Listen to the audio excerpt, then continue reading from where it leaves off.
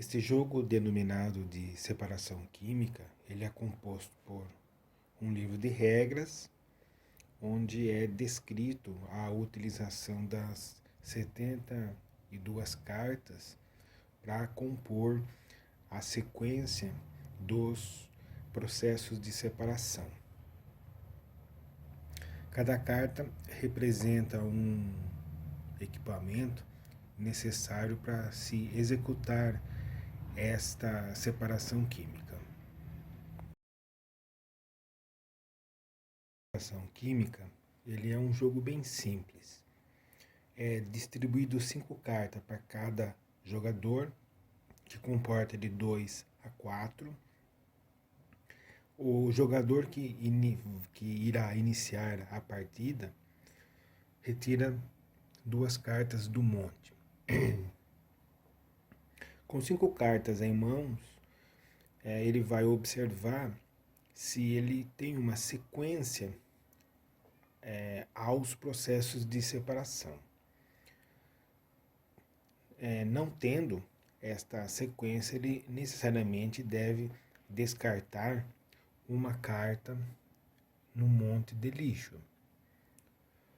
O próximo jogador, ele terá o direito a retirar 2 cartas do monte ou uma carta do monte de lixo que tem a face voltada para cima e uma carta do monte fechado.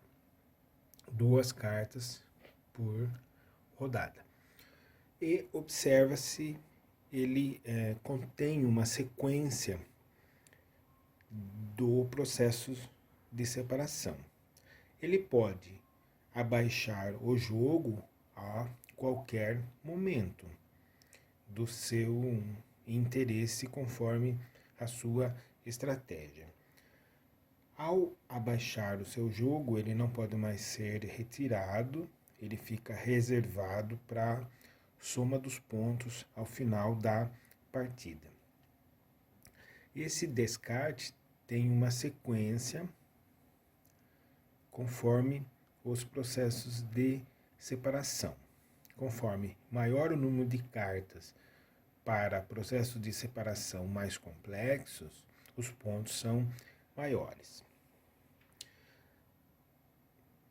O término da partida pode se dar pela escolha dos jogadores, por um tempo ou quando o monte ele se extingue. O número de cartas nas mãos dos jogadores não tem limites, porém, ao término do jogo, os jogadores não podem mais abaixar os seus jogos.